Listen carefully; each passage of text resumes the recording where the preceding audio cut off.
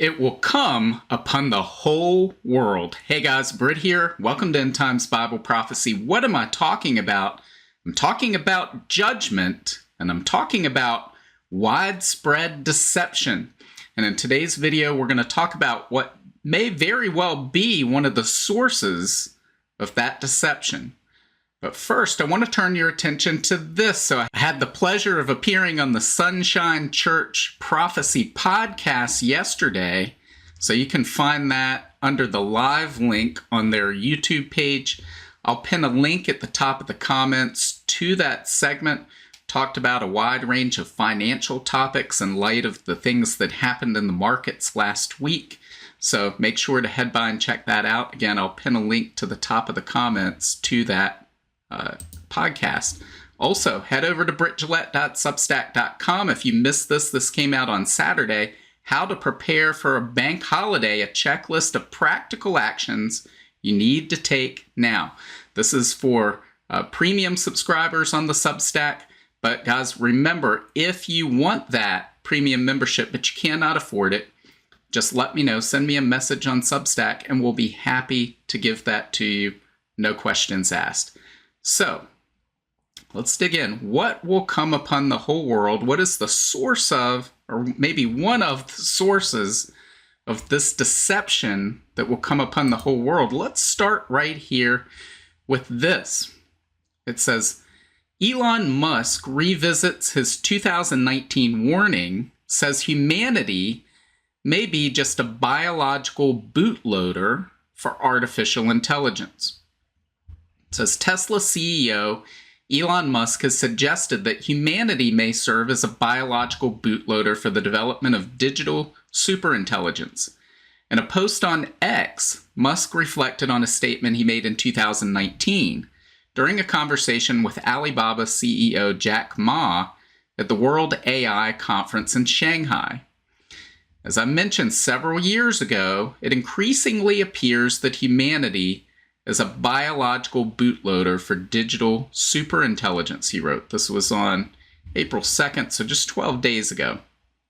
Reflecting on his conversation with Ma at the global conference where Musk had expressed concerns about the rapid advancement of AI and its potential dangers.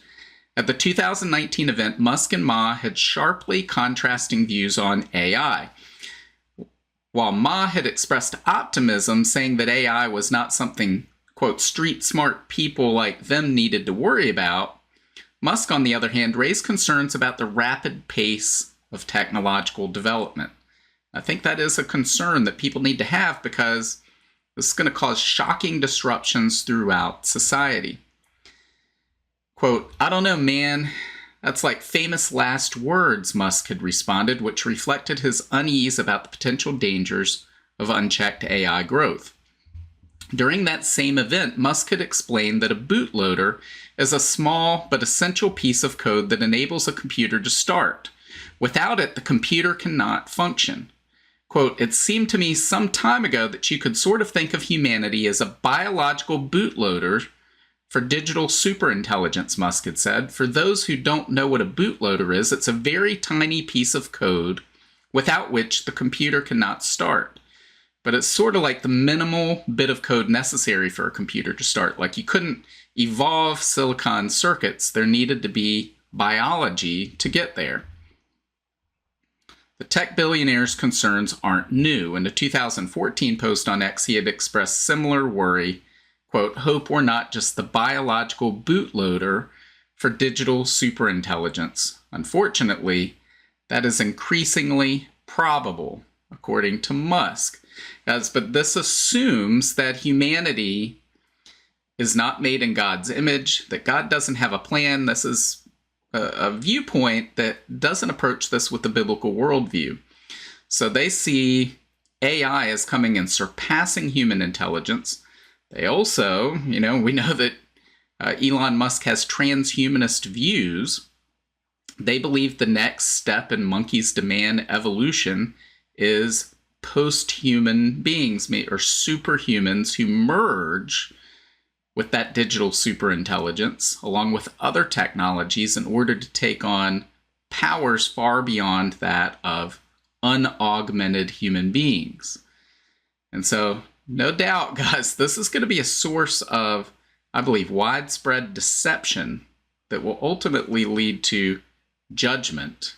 Ultimately, the spiritual rebellion of humanity is going to lead to that judgment, but it's going to take on a whole new, it's going to go to new heights during the time of the tribulation.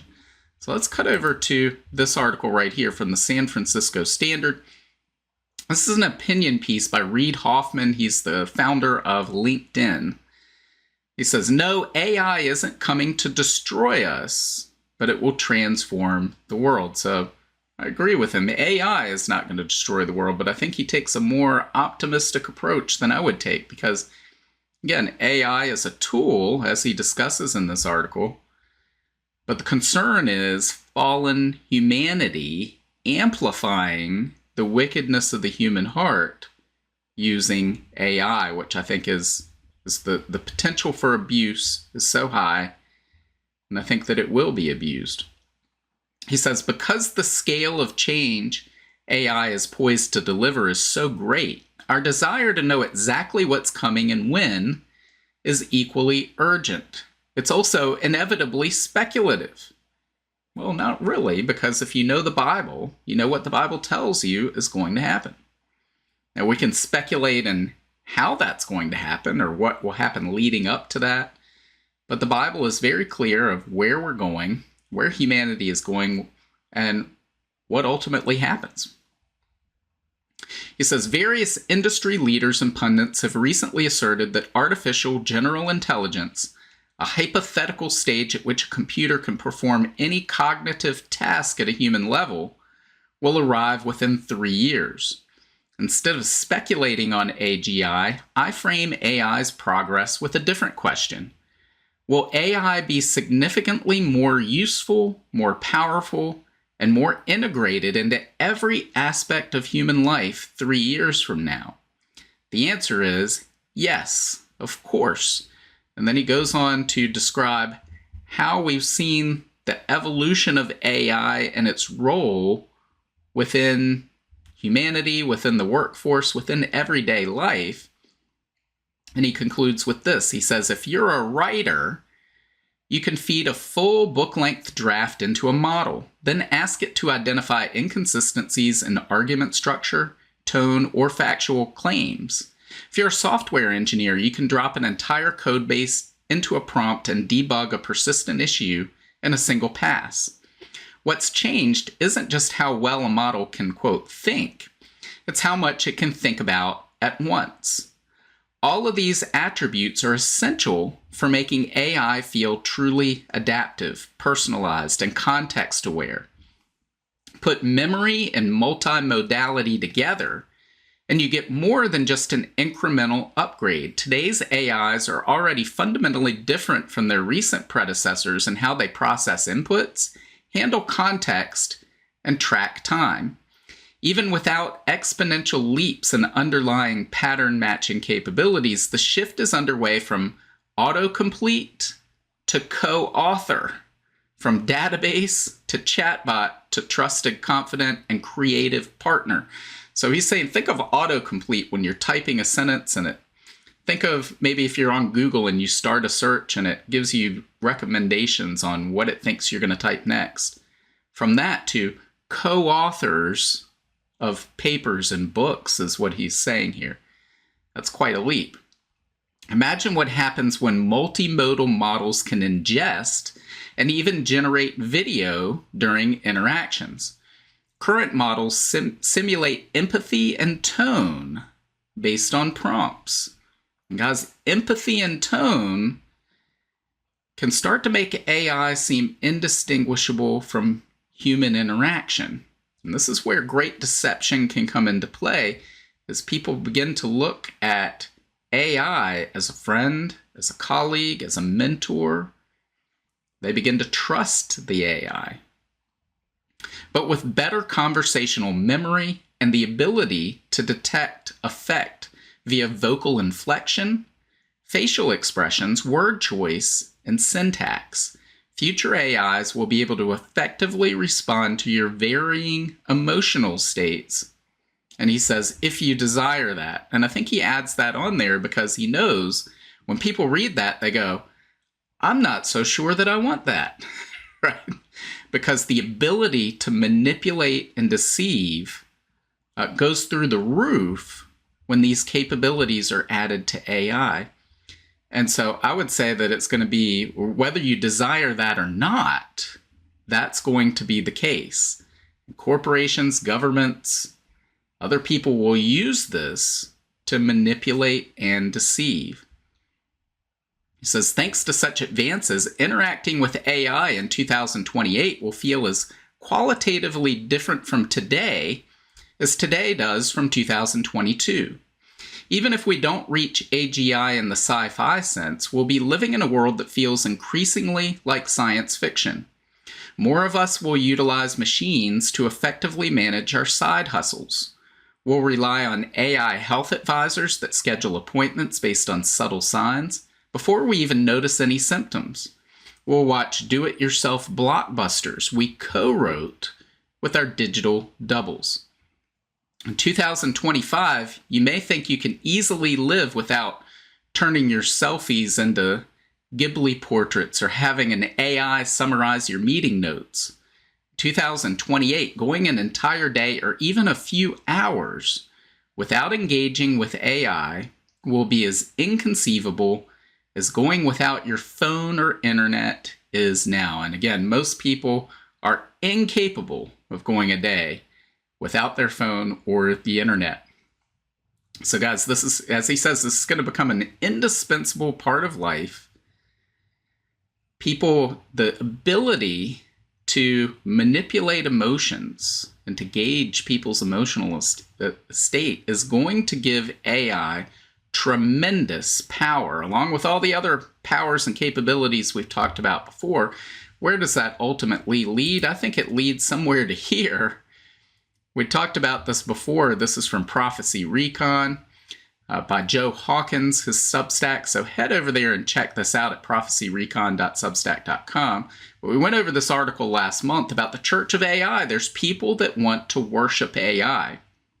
And I believe as we see the Antichrist rising in tandem with AI, that AI is most likely going to be one of the primary tools the Antichrist uses to deceive the world and to manipulate the world and convince the world that it should worship him. And so all of this is coming very, very quickly, as we read right here. So this is from Fortune magazine. It says, Google DeepMind, 145-page paper, predicts artificial general intelligence will match human skills by 2030 and warns of existential threats that could permanently destroy humanity. And it goes on to talk about, well, there's all these safety protocols. Again, the concern should be from humanity itself, not from the AI. I'm not sure that, I guess there's a spiritual blindness that prevents most people from seeing this. But the problem is AI being abused by humans against other humans. It's not the AI itself against humans. But here's a segment that says, Anthony Aguirre, co-founder and executive director at the AI safety-focused Future of Life Institute, told Fortune that while the DeepMind team was making a, quote, admirable effort to address the risk of AI, much more is needed. Superhuman artificial intelligence threatens social and political upheaval unmatched in human history, he said. And guys, I believe that is absolutely true. We're going to see shocking disruptions in the fabric of society as these technologies mature. Everything's going to be turned on its end. And for those whose lives are not firmly based on Jesus Christ, if Jesus Christ is not your foundation, your life is going to be turned upside down by what's coming. He says, as the authors themselves indicate, artificial general intelligence could arrive soon, indeed, at almost any time, and could rapidly self-improve and vastly surpass human capability. Such systems are inherently unpredictable, and we are far closer to building them than to understanding how to control them, if it is even possible. And guys, I believe it is possible, and they will be controlled, most likely by the Antichrist and a very select few, and used against humanity. But already we're seeing enormous impacts from artificial intelligence. How about this right here? It says AI invented a new miracle material that's as strong as steel, but as light as foam. It says materials engineers can spend years experimenting with different structures to optimize strength, weight, and durability. That's how we devised the strongest material on the planet. But now machine learning is changing the game. According to a new paper, researchers at the University of Toronto and Caltech turned to AI to help analyze countless possible nanostructures, learning which designs best distribute stress while carrying heavy loads. By turning to AI to create this new wonder material, the researchers were able to bypass just looking at past successes. Instead, the AI predicted entirely new lattice geometries that had never been seen before. The researchers then 3D printed these structures into ultra-lightweight nanolattices, which turned out to be twice as strong as previously known designs and 5 times stronger than titanium. Guys, all from AI. And we're in the early stages of AI. We're in the early moments of AI. We're still seeing this develop at an exponential pace. But already it's discovering new materials in the lab. It's new discoveries. It's advancing AI itself, advancing quantum computing itself. So this is an exponential process, and we've talked about how in an exponential curve, our minds can't wrap around that. If something doubles every time period, the final time period is 50% of whatever magnitude of power it's scaled up to. So our minds find this difficult to grasp. We think more in incremental terms. But I think this sets us up for widespread deception in the world. So I want to take a look at this right here. This is the book that's right behind me here, Racing Toward Armageddon. I wrote this a while ago, gosh, 8-9 years ago. And it's based on things from that I wrote probably 20 years ago. But I want to turn and look at this chapter right here because I think it's particularly relevant to what we're seeing happen now. So this section in chapter 10 is titled The Antichrist Counterfeit Miracles. It says, in the end times, most of the world will reject Jesus as the Messiah. But as Jesus said, they will gladly follow someone else who comes in his own name. That man is the Antichrist, and he will deceive most of the world into following him. But how? Well, one way he could do this is to perform many of the same miracles Jesus performed. Keep in mind, these won't be true miracles. They'll be false or counterfeit miracles, but the world won't know the difference. We've already discussed advanced technology and its immense power, so it shouldn't surprise you to learn advanced technology will be able to perform many, not all, but many of the same miracles as Jesus. Advanced technology will pave the way for machines able to repair, rebuild, and restore almost every aspect of the human body. Such machines will regenerate human cells, tissues, organs, and entire biological systems. And with them, the Antichrist can counterfeit nearly every healing miracle Jesus performed. For example, advanced technology will allow us to restore the vocal abilities of the mute, reverse paralysis for those with spinal cord injuries, restore sight for the blind, restore all sound and hearing for the deaf, and cure any physical disease now afflicting humans.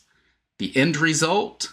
An era in which the blind will see, the deaf will hear, the lame will walk, the mute will speak, and the sick will be healed. Guys, we are entering that era right now. Look at some of these headlines. This is from Fox News. Man paralyzed in diving mishap has medical miracle a year after AI-powered brain implant. About this from Newsweek, Elon Musk to restore blind person's sight with brain chip this year. Or this from Manchester Evening News, technology breakthrough. Technology breakthrough is brain implant turns thoughts to speech in just 3 seconds. It says in a groundbreaking scientific breakthrough, a woman who lost her ability to speak due to paralysis can now speak again with the help of a revolutionary brain implant that translates thoughts into speech in less than 3 seconds. So guys, can you understand why the world is about to be deceived? This deception is going to come upon the whole world in the tribulation, and the judgment of the tribulation is going to come upon the whole world for its rebellion against God. But we can see already how the Antichrist is setting the world up for deception, how Satan and his minions are setting the world up for deception, because this reminds me of this right here, these verses from Luke chapter 7, verses 20 through 22. It says, John's 2 disciples found Jesus and said to him, John the Baptist sent us to ask, are you the Messiah we've been expecting? Or should we keep looking for someone else? And remember, Jesus said, someone else will come in his own name, and him you will follow. At that very time, Jesus cured many people of their diseases, illnesses, and evil spirits, and he restored sight to many who were blind. Then he told John's disciples, go back to John and tell him what you have seen and heard. The blind see, the lame walk, those with leprosy are cured, the deaf hear, the dead are raised to life, and the good news is being preached to the poor. As the Antichrist will tell the world the same thing. And Jesus says many will follow him. We read this in Matthew chapter 24, verse 24. Jesus says, for false messiahs and false prophets will rise up and perform great signs and wonders so as to deceive, if possible, even God's chosen ones.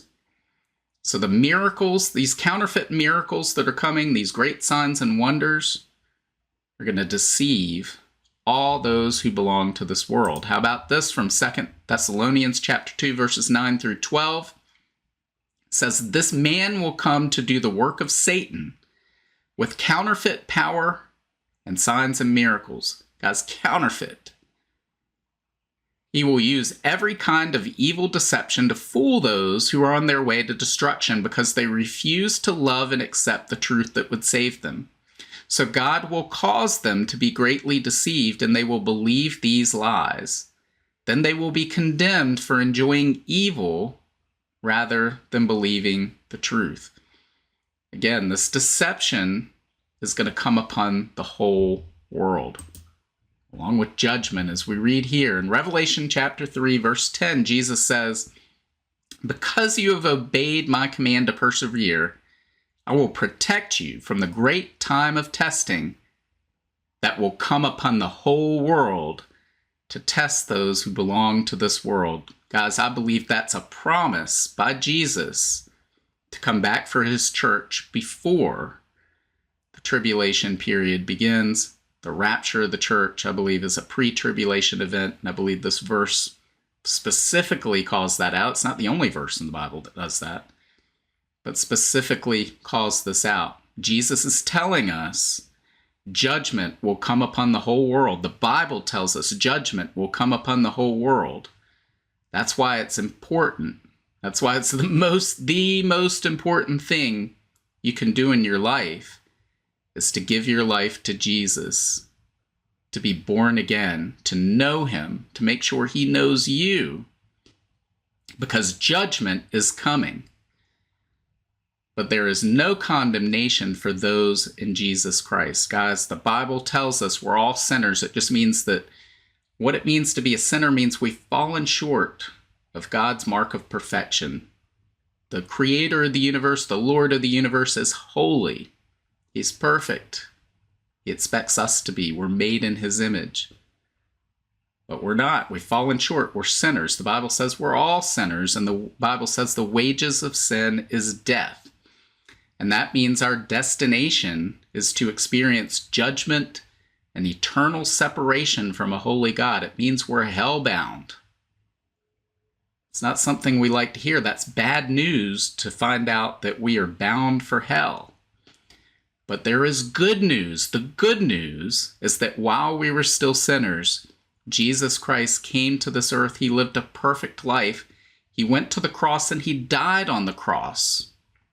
And he shed his blood for us. He paid the penalty for our sin, not based on anything we've done, but by the grace of God, he has given us this gift. He has paid the price of our sin so that we could be reconciled with God.